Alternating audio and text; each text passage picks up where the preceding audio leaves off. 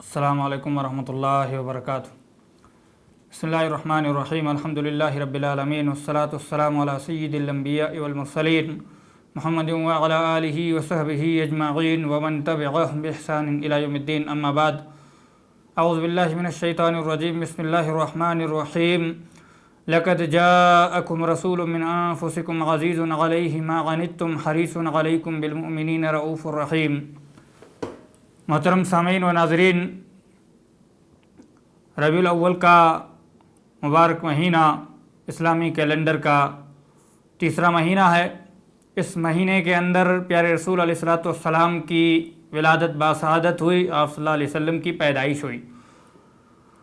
تاریخ پیدائش کے بارے میں بہت زیادہ اختلاف ہے، لیکن دن کے بارے میں کسی کا کوئی اختلاف نہیں ہے، بلکہ صحیح روایت سے اور صحیح سند سے، صحیح بخاری اور صحیح مسلم وغیرہ کی روایت سے یہ بات ثابت ہے کہ آپ صلی اللہ علیہ وسلم دوشنبہ کے دن یعنی پیر اور سوموار کے دن آپ صلی اللہ علیہ وسلم کی پیدائش ہوئی۔ پیر کے دن، سوموار کے دن، یعنی دن میں کوئی اختلاف نہیں ہے کہ آپ صلی اللہ علیہ وسلم کی پیدائش پیر کے دن۔ اسی لیے آپ صلی اللہ علیہ وسلم جو ہے سوموار کے دن، پیر کے دن روزہ بھی رکھا کرتے تھے۔ اور آپ صلی اللہ علیہ وسلم سے جب پوچھا گیا اس حوالے سے تو آپ نے بتایا کہ میں جو ہے اسی دن پیدا ہوا، اور بھی بہت ساری وجہ بتائیں کہ اس دن بندوں کے اعمال اللہ کے یہاں پیش کیے جاتے ہیں، اسی دن آپ صلی اللہ علیہ وسلم کو نبی بنایا گیا، اور بہت ساری چیزیں۔ بہرحال صحیح تاریخ جو ہے وہ ربیع الاول کی 9 تاریخ تھی۔ بعض لوگوں نے 2 تاریخ کہا ہے، بعض لوگوں نے 8 تاریخ کہا ہے، بعض لوگوں نے 12 تاریخ کہا ہے، جیسا کہ اکثر لوگوں کا قول ہے، اور بعض لوگوں نے اس کے علاوہ بھی 18 اور دیگر تاریخات بعض لوگوں نے بیان کی ہیں۔ بہرحال صحیح اور محققین کے نزدیک جو ہے ماہر فلکیات کے نزدیک آپ صلی اللہ علیہ وسلم کی تاریخ پیدائش 9 ربیع الاول ہے۔ یہ 20 یا 22 اپریل کو 571 عیسوی کے اندر آپ صلی اللہ علیہ وسلم پیدا ہوئے۔ عام الفیل تھا، جس سال ابرہہ نے ہاتھیوں سے خانہ کعبہ کے اوپر جو ہے حملہ کیا تھا۔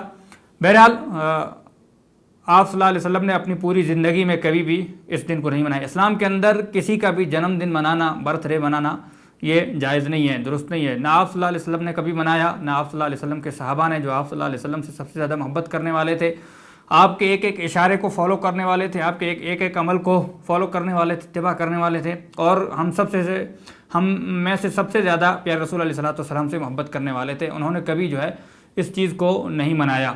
خلفائے راشدین نے نہیں منایا، صحابہ نے نہیں منایا، تابعین نے، تبع تابعین نے، اماموں نے، محدثین نے، کسی نے بھی نہیں منایا۔ یہ تو بہت بعد میں ایجاد ہوئی ہے، 4 صدی ہجری کے اندر یہ ایجاد کی گئی ہے، اور جو ہے اسلام کے اندر اس چیز کا کوئی تصور نہیں ہے۔ پیارے رسول علیہ الصلوۃ والسلام سے محبت کرنی ہے تو آپ صلی اللہ علیہ وسلم کی اتباع کرنی ہے، آپ صلی اللہ علیہ وسلم کی اتباع کرنی ہے، اور آپ صلی اللہ علیہ وسلم کی سنت کے مطابق عمل کرتے ہوئے جو روزہ رکھنا چاہیے، اور کسی ایک دن نہیں، بلکہ آپ ہر سوموار کو روزہ رکھا کرتے تھے، ہفتے میں ہر سوموار کو، یعنی سال میں تقریباً 50 سے زیادہ بار جو ہے آپ صلی اللہ علیہ وسلم روزہ رکھا کرتے تھے۔